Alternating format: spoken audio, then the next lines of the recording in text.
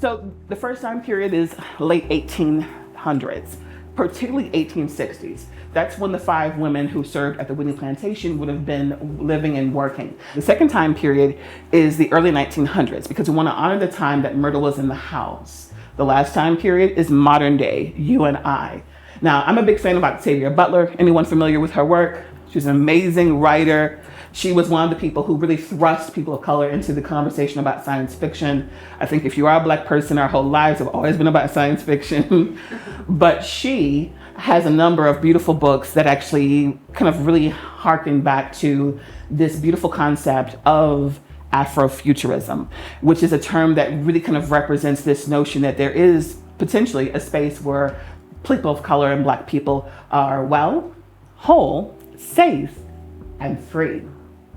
And as a Black person living in 2024, that makes me feel really warm and encouraged, especially after all the years that we've all navigated post-pandemic.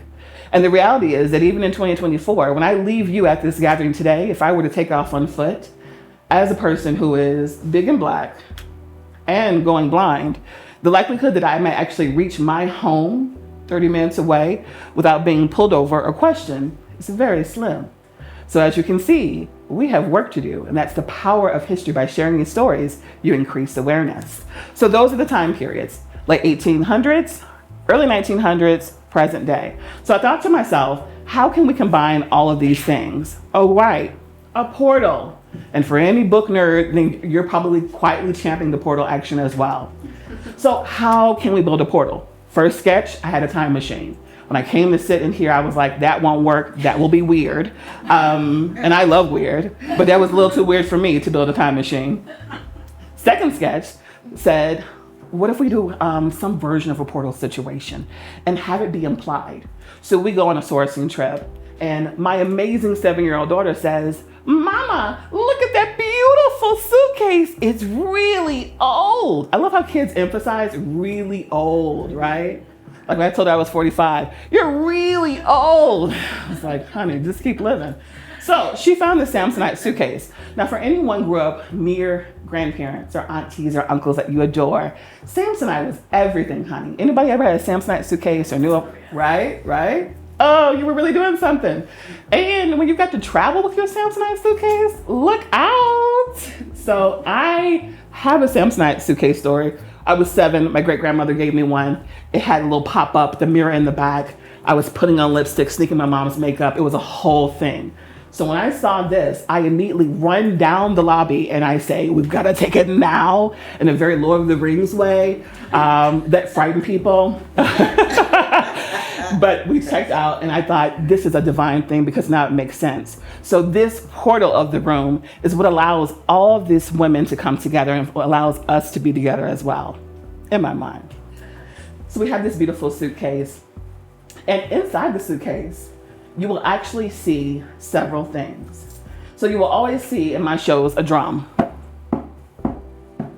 Because for me, and for us, the drum represents community and connectivity, right?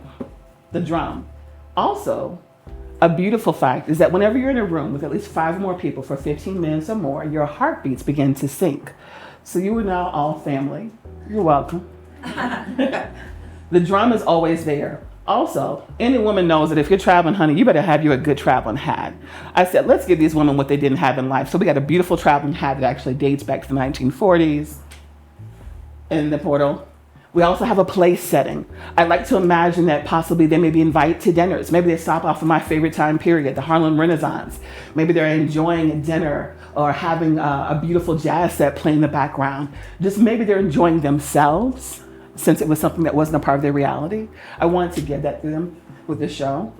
We have, of course, the goblet, which represents libation, community, ancestral heritage, connection, all the things.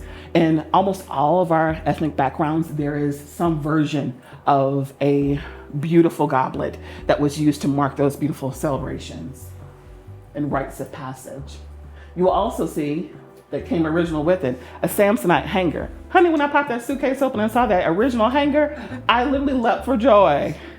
So that's in there to represent maybe the change of dress for them. I made a little little sachet for them. You know, maybe they're going dancing, maybe they're doing a little thing or something. I don't know. Have fun with it. I wanted to do that and give them that. I also have a piece, a digital piece I create specifically for this show. There's a version of this piece in the gift shop. This is called Amber Waves of Grain. You'll see small amber dots at the very bottom. There's 6 of them to represent and to honor the ladies. For anyone who's been following my work for any measure of time, I started out in photography, moved to digital, and when I got my diagnosis 6 years ago that I had a rare genetic form of macular degeneration called Stargardt disease, and that I was actively going blind, I had a choice to make. Do you sit in this space and apply for disability and adopt this new way of life, or do you try to boldly go forward? Well, I chose the latter, and that has made all the difference. And when I determined that I would be losing my vision at a significant rate, I frankly prayed and went into meditation for several days, asking for a way to create. And that's what led me to installations and fiber. And with my background in history, it just made sense.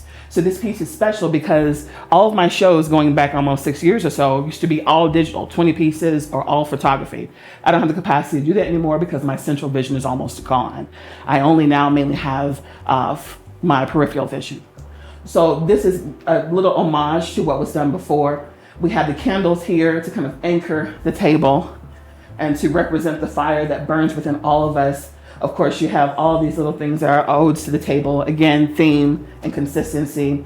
At the very bottom of the portal, you will see a almost 100-year-old lantern.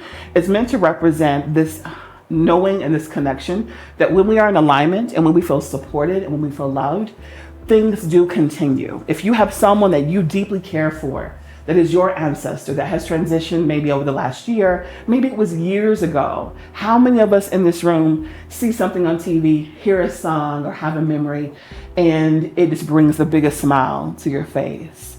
Or you're in a situation or something has happened and you can almost hear that person give commentary on what they would have said. Like, that's a mess. Or I tried to tell you, I like to think that people are always with us. Things just change form. So that brings us to the final piece over here by the portal.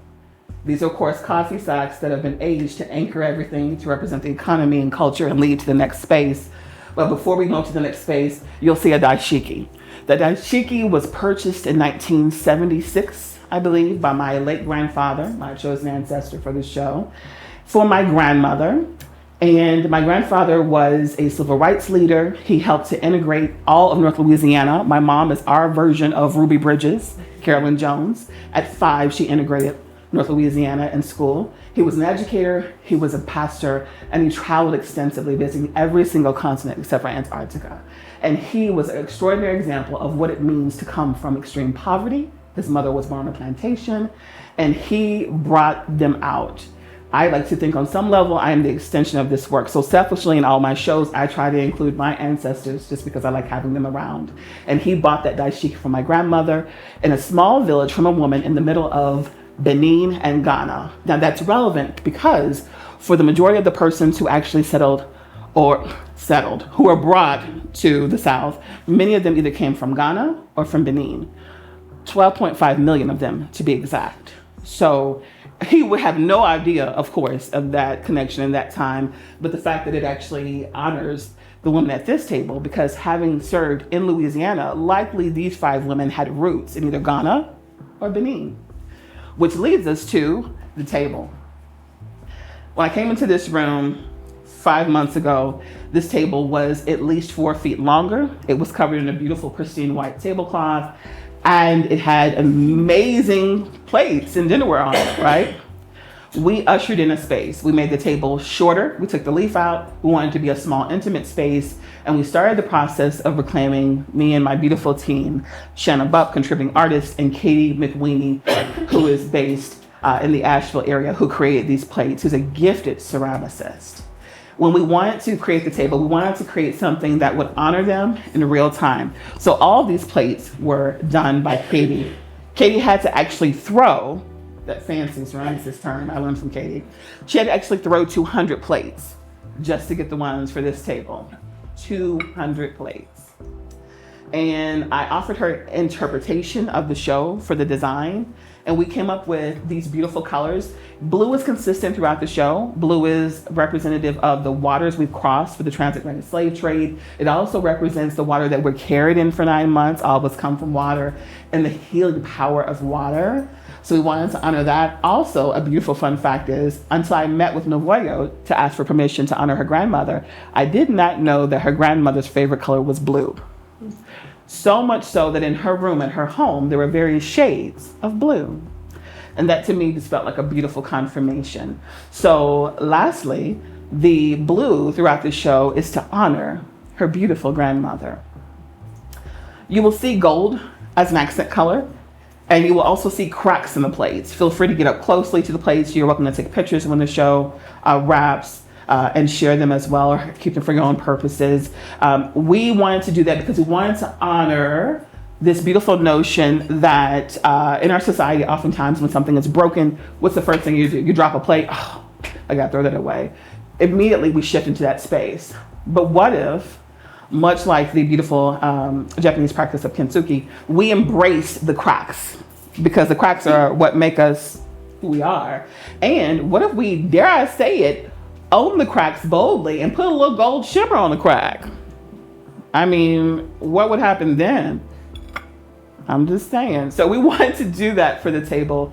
We wanted to honor the cracks in our system, in our history, in our practice, in our life, but also give a little bit of shimmer to it and offer this notion that we have the gift of doing so in many ways. So I know you're looking at the tablecloth. I know many people who come to the show have asked me where are the other 11 tablecloths, to which I respond, honey, I'm not trying to do the same work that they did, so why would I make 12 tablecloths? That's an odd to a nod to actually what happened. But this tablecloth is a very specific tablecloth because at first glance, it may appear as if it is just loose here and crumpled here. But if you look closely, it actually is a combination of 3 maps of the actual plantation. The plantation in the late 1860s, when these women served outside of New Orleans. The plantation in the 1940s, when Ms. Myrtle would have been serving here at this house, and modern day, the map from the Plantation Museum. And we fused those together, and over 3 days, I created this tablecloth. So this area down here where it's open and you see the creases, this is where the crops would have been. You would have been approaching the plantation this way. This area right here in the middle is where the water would have been, the swamp, the levee, as we say back home, the area with the actual swamp moss right here, the Spanish moss. And then this area right here with the ripples and the heights of the fabric gathered. We have about 4,000, give or take, stitches for this. That represents the main house, the large house, the big house. And right here at the very base, right in front of Miss Myrtle's seat, is where that thatched roof small space would have been, that shack would have been, where people were preparing food. Now it's important to know that the openings on the tablecloth represent actual places, bodies of water, ridges in the land, to honor that space and honor that land. And then anchoring the table, we have a beautiful cast iron pot that is over 100 years old that was gifted to the exhibition, or is on loan rather, should I say. My mother would be like, what, gifted? From my great-great-grandmother, Daisy, who was raised on a plantation, and in her lifetime came out of that and had her own business and birthed my grandfather, the one we were talking about before. So this cast iron pot was actually used. Meals were prepared in this, beautiful, edifying meals. Additionally, this cast iron pot was given to my mom when she got married and then was passed on to me many years later when I got married. So it's a pot that actually has real history and the ridges of it, real flavor. Might be some seasoning salt now, I'm just saying. We also have red beans and rice. That's customary for those who are familiar with New Orleans. Most people in New Orleans still, as a tradition, eat red beans and rice on Monday. Red beans and rice came from Africa through Haiti to South Louisiana. And it was one of those meals that people love because, one, it's very affordable. And if you doctor it up, it can be very good. Also, two, a beautiful theme and tie-in, most people were doing laundry on Monday. That was a laundry day. So you needed something that could cook low and slow that you didn't have to tend to or worry about. So you could soak your beans and put your beans on and still do your laundry and have a really satisfying meal at the end of the day that really cost you just a few dollars.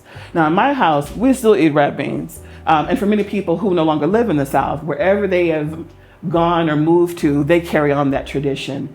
But it's just really edifying when we're able to actually bring those traditions into the modern day and feel that kind of sense of warmth to our family and our friends and our ancestors, even people we didn't know.